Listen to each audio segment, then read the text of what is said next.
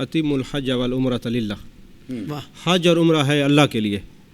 اور جب کوئی بندہ اپنے گھر سے نکلتا ہے وہ اپنے ذہن میں یہ بٹھا لے کہ میں اللہ اور اس کے رسول صلی اللہ علیہ وسلم کا مہمان ہوں۔ اب اس جملے کے اندر اتنی لذت ہے کہ بندہ اس کے اندر محو ہو جاتا ہے۔ اور جو اللہ کی رضا کے لیے جا رہا ہوتا ہے اس کے گناہ تو جھڑتے ہی ہیں لیکن اس کو باطنی سکون بھی میسر آتا ہے۔ سبحان اللہ، سبحان جب ایام حج شروع ہوتے ہیں ایک عجیب کیفیت ہوتی ہے۔ ہمارے تجربے کے مطابق یہ ہے کہ سنت تو یہ ہے کہ 8 ذی الحج کو ہم مینا جائیں گے، ظہر کی نماز وہاں پڑھیں گے، عصر مغرب عشاء، اور اگلے دن 9 ذی الحج کی صبح کی نماز پڑھ کے ہم نے عرفات روانہ ہونا ہوتا ہے۔ لیکن ہوتا یہ ہے کہ چونکہ انتظامی امور کی وجہ سے لاکھوں لوگوں نے جانا ہوتا ہے، بعض اوقات ایسا ہوتا ہے کہ منسٹری کہتی ہے کہ آپ 7 ذی الحج کو چلے جائیں، تو وہاں لڑنا نہیں چاہیے، بحث نہیں کرنی چاہیے، یہ بھی امتحان ہے۔ اب آپ لڑائی جھگڑے میں ٹائم ضائع کر دیں گے تو آپ کا حج اس طرح نہیں ہوگا جس طرح اللہ اور اس کے رسول صلی اللہ علیہ وسلم چاہتے ہیں کہ یہ جو بندہ آیا ہے وہ کس طرح حج کرے۔ اب ہوتا یہ ہے کہ مختصر تیاری کرنی ہے، کیونکہ حج مشقت کو برداشت کرنے کا نام ہے۔ مختصر سامان اپنے ساتھ رکھ کے 7 کو اگر لے جانا چاہتے ہیں تو 7 کو چلے جائیے، ضد کرنے کی ضرورت نہیں ہے۔ اپنے ہوٹل سے احرام باندھ کر اور حج کی نیت کر کے، کیونکہ یہاں کے لوگ جو ہمارے پاک و ہند سے جاتے ہیں یہ حج تمتع کرتے ہیں، عمرہ پہلے انہوں نے کر لیا ہوتا ہے، اس کے بعد حج کا یہ احرام باندھتے ہیں۔ یہ بھی یاد رکھیں نیت اور تلبیہ لازم اور ملزوم ہے۔ بعض لوگ ایسے نیت نہیں کرتے، تلبیہ پڑھ لیتے ہیں، بعض تلبیہ نہیں پڑھتے، نیت کر لیتے، یہ لازم اور ملزوم ہے۔ پہلے وہ نیت کریں، نیت کرنے کے بعد پھر تلبیہ پڑھیں، اور جو تلبیہ پڑھتا ہے میرے آقا علیہ الصلوۃ والسلام نے فرمایا جس نے لبیک اللہم لبیک لبیک لا شریک لک لبیک ان الحمد والنعمت لک والملک لا شریک لک، یہ پڑھتے پڑھتے نکلا جیسے ہی سورج ڈوبتا ہے تو اس تلبیہ پڑھنے والوں کے گناہوں کا سورج بھی ڈوب جاتا ہے، وہ پاک ہو جاتے ہیں، اور وہ پھر جہاں سے گزرتا ہے درخت اس کے ساتھ گواہی دیتے ہیں۔ اچھا، پھر ہم 8 کو یا 7 کو پہنچ گئے مینا، وہاں ہم نے عبادت کرنی ہے اور اسی ذوق میں رہنا ہے کہ ہم اللہ اور اس کے رسول صلی اللہ علیہ وسلم کے مہمان ہیں۔ اور پھر حضور والا اب 8 کو جو ہے نا ہم نے مینا رہنا ہے۔ اب بعض اوقات ایسے ہوتے ہیں، پچھلے سال کا قبلہ مفتی صاحب ہمارے ساتھ ہے، ہمارا ایک تجربہ ہے، ہمارے ساتھیوں نے ضد کی کہ ہم رات کو نہیں جاتے، کیونکہ انتظامی امور میں اتنا رش ہوتا ہے، مسائل آ سکتے ہیں۔ مین جو حج کے فرض ہیں وہ 3 ہیں، صحیح، احرام باندھنا، وقوف عرفات کرنا اور طواف زیارت کرنا، باقی نیت اور ترتیب اور اپنے وقت پہ ہونا آگے فقہا نے بیان فرمایا ہے، لیکن مین 3 ہیں۔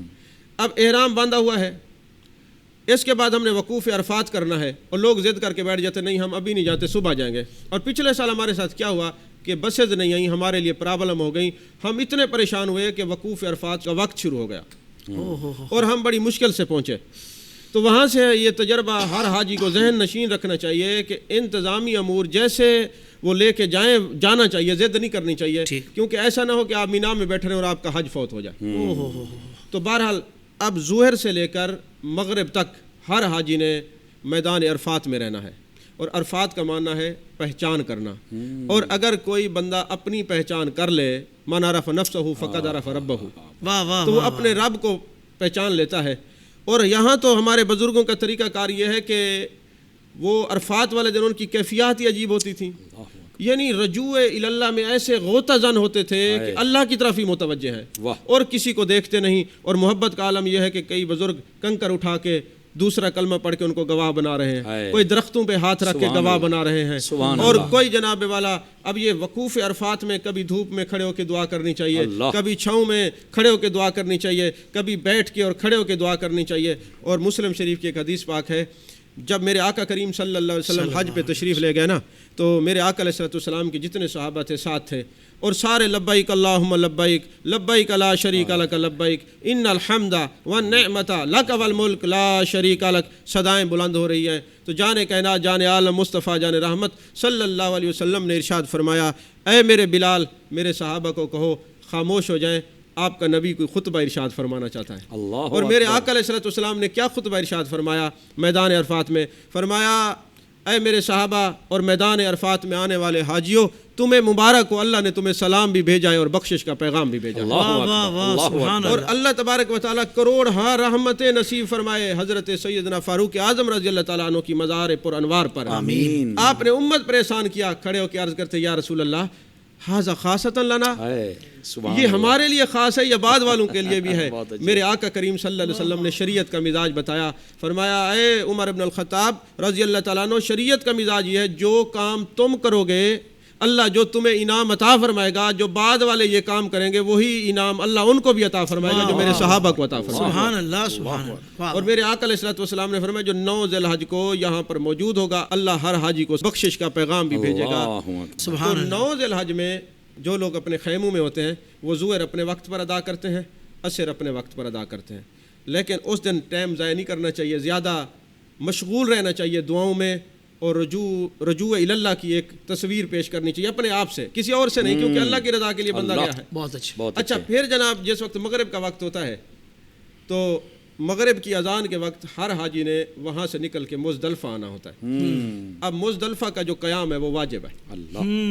आप इशा के वक्त एक अजान और एक तकबीर के साथ आपने मगरिब और इशा की नमाज इकट्ठे पढ़नी है। वाह वाह वाह वाह, सुभान अल्लाह। अब जो सिर्फ कहते हैं हम अहले कुरान हैं वो कहें जी हम तो कुरान पर अमल करते हैं क्योंकि मोमिन पे मुकर्रर वक्त पे नमाज फ़र्ज़ है लिहाजा हम यहीं पढ़ते हैं, नहीं पढ़ेंगे। क्यों कहेंगे जी ये मेरे आका अलैहिस्सलातु वस्सलाम ने नहीं पढ़ी, हम पढ़ेंगे तो मुंह पे मारी जाएगी, तो मानो फिर दीन अदाए मुस्तफ़ा सल्लल्लाहु अलैहि वसल्लम का नाम है। क्या बात है, सुभान अल्लाह, सुभान तो अब मुज़दलिफ़ा जाकर जनाब वाला मगरिब और इशा की नमाज हर हाजी ने इकट्ठे पढ़नी है, एक अजान और एक तकबीर के साथ। पहले मगरिब के 3 फ़र्ज़ पढ़ेंगे, फिर इशा के फ़र्ज़ पढ़ेंगे, फिर मगरिब की सुन्नत और नवाफिल पढ़ेंगे, फिर इशा की सुन्नत नवाफिल और वितर पढ़े जाएंगे। वाह वाह वाह। इसके बाद वकूफ़ किया जाएगा और बाज़ किताबों के अंदर ये भी लिखा हुआ है कि ये जो रात है ये लैलतुल क़द्र से भी अफज़ल है। यहाँ थोड़ी देर आराम करना ये भी महबूब अलैहिस्सलातु वस्सलाम की सुन्नत है। और फिर इबादत करें, ज़िक्र करें और खुले आसमान के नीचे, कोई कितना महंगे पैकेज से आया हो तब भी इस मैदान के अंदर रहना पड़ेगा ताकि पता चले कि ये हाजी अल्लाह का मेहमान है। अल्लाह वाह जी वाह। और फिर हजूर वाला यहाँ पर होता यह है कि हमारे हाजी जल्दी करते हैं सुबह की नमाज, कई तो अजान से पहले ही वक्त से पहले ही शुरू हो जाते हैं नमाज़ें पढ़ने, लेकिन यहाँ पर जैसे ही नमाज का वक्त शुरू हो सुबह की नमाज के बाद सूरज निकलने से पहले पहले वकूफ़ करना वाजिब है। अल्लाह अकबर। और अगर कोई वाजिब को तर्क कर दे तो दम पड़ जाता है, दम है। ठीक है। अब चूंकि हो गई ये 10 ज़िलहज, आज हमने कितने काम करने हैं जी। आज हमने पहला काम ये करना है कि मुज़दलिफ़ा से जमरात को कंकरियाँ मारने के लिए जाना है, और जब वहाँ पे हम कंकरियाँ मारेंगे ये पहला वाजिब है। कंकरियाँ मारने के बाद अब हमने कुर्बानी करनी है। कुर्बानी करने के बाद हमने हलक करवाना है या कसर करवाना है। सही। मर्द हलक या कसर करवाएंगे, औरतें कसर करवाएंगी। इसके बाद इहराम की पाबंदी ख़त्म हो जाएगी, और इहराम की पाबंदी जब ख़त्म होगी, अभी इहराम की पाबंदी ख़त्म हुई, हज की पाबंदी खड़ी है, क्योंकि जब तक तवाफ़ ज़ियारत नहीं होगा। इहराम की खत्म हुई, हज की नहीं। बहुत सुभान अल्लाह। जब तक तवाफ़ ज़ियारत नहीं होगा। इशारा दे दिया। जबरदस्त। वाह। अब ये 10 ज़िलहज की रात आ गई। अच्छा, बाज़ औक़ात ऐसा भी होता है कि चूँकि वहाँ रश होता है, कुर्बानी नहीं होती, जब तक कुर्बानी नहीं होगी हलक नहीं होगा, हलक नहीं होगा तो इहराम की पाबंदी ख़त्म नहीं होगी। इसमें भी हाजी को सब्र करना चाहिए, लड़ना नहीं चाहिए कि आज हमारी कुर्बानी क्यों नहीं होगी। इस पर भी सब्र, क्योंकि जितना वो हालत इहराम में रहेगा इतना ज़्यादा अजर पाएगा। अब हुआ ये जनाब वाला कि 10 ज़िलहज हमने गुजार ली, इहराम की पाबंदी ख़त्म हो गई। अब अगला मरहला है तवाफ़ ज़ियारत का। सुभान अल्लाह, सुभान अल्लाह। अब कोई चाहे तो रात को जाके तवाफ़ ज़ियारत कर सकते हैं 10 का दिन गुजार कर, सही। और अगर चाहे तो 11 को भी कर सकता है। और जो 10 को बहुत ज़्यादा रश होता है, जो कमज़ोर लोग होते हैं, मरीज़ होते हैं, उनको ये चाहिए कि वो 11 की सुबह को जाएं, सही, ताकि जो वहाँ के अहले अरब हैं या खलीजी हैं वो सारे चले जाते हैं, और ये 11 को जाके तवाफ़ ज़ियारत करें। अब 11 के दिन हमने क्या करना है, आज हमने तीनों जमरात को कंकरियाँ मारनी है। बिल्कुल सही। और तीनों जमरात को कंकरियाँ कब मारनी है? ज़वाल के बाद मारनी है। सही। और ये भी ज़हन नशीन रखें, कुछ लोग ऐसा करते हैं कि 7 कंकरियाँ उठा के इकट्ठे मार देते हैं, वो 7 शुमार नहीं होंगी, 1 शुमार वो होगी। एक ही होगी। और यहाँ मेरे आका करीम सल्लल्लाहु अलैहि वसल्लम का एक दायमी मौजज़ा है। दायमी का माना मौजूद रहना है हमेशा के लिए। बहुत अच्छे। उसमें यह है कि आप देखते हैं कि लाखों लोग हैं, बिलफर्ज 70 लाख आदमी है, वो कंकरियाँ मारते हैं, वहाँ तो पहाड़ नजर आना चाहिए। यही सवाल तो मेरे आका करीम सल्लल्लाहु अलैहि वसल्लम से जाने कायनात के सहाबा ने भी किया, या रसूल अल्लाह सल्लल्लाहु अलैहि वसल्लम ये तो पहाड़ नजर आना चाहिए, पहाड़ नजर नहीं आता। मेरे आका अलैहिस्सलातु वस्सलाम ने फरमाया जिसकी कंकरियाँ मकबूल हो जाती हैं फरिश्ते उठा के उसको ले जाते हैं। बहुत अच्छे। और मुज़दलिफ़ा के अंदर एक बात ये भी ज़हन नशीन रखें, हमने जो 70 कंकरियाँ उठानी है वो मुज़दलिफ़ा से उठानी है, उनको हमने धोना है, फिर उसको संभाल के बोतल के अंदर या थैली के अंदर रखना है, क्योंकि یہ جو 70 کنکریاں یہاں ایک سوال ہوگا جی پہلے دن 7 مارنی ہے، پھر 21 مارنی ہے، پھر 21 مارنی ہے، یہ تو 49 ہوتی ہیں، 70 ہم کیوں اٹھائیں؟ اگر اللہ نہ کرے کوئی حادثہ ہو جاتے آپ 12 ذی الحج کو نہیں نکل سکتے مینا سے، تو 13 کی کنکریاں تو آپ پر واجب ہیں، پھر آپ کنکریاں کہاں سے لائیں گے؟ جی جی جی جی، تو اس احتیاط کے پیش نظر فقہا نے لکھا ہے کہ 70 کنکریاں اٹھانی چاہیے۔ بہت اچھے ماشاء اللہ۔ اب 11 ذی الحج کو ہم نے تینوں کو کنکریاں ماری، اب ہم نے ٹائم ضائع نہیں کرنا، دوبارہ مینا جا کے ہم نے قیام کرنا ہے، بہت اچھا، اور 11 کو وہاں قیام کریں اور عبادات کرنی ہے، پھر اپنی کرامات، اپنے آبا و اجداد کے قصے بیان نہیں کرنے، احوال حج بیان نہیں کرنا، جتنا ہو سکے کثرت سے اللہ کا ذکر کرنا ہے، سبحان اللہ سبحان اللہ کی طرف متوجہ رہنا ہے۔ اب آ جائے گی 12، اب جس نے 10 کو طواف زیارہ نہیں کیا وہ 11 کو کرے، جس نے 11 کو نہیں کیا وہ 12 کی مغرب تک کرے، صحیح، مغرب کے بعد اب وہ کرے گا تو اب اس کو دم دینا پڑے گا، ٹھیک ہے۔ اب 12 کی مغرب تک یہ ٹائم ہے، اور یہ بھی یاد رکھیں کہ 11 اور 12 کی جو کنکریاں ہیں یہ زوال کے بعد مارنی ہے، یہ سنت ہے جان کائنات جان عالم صلی اللہ علیہ وسلم کی۔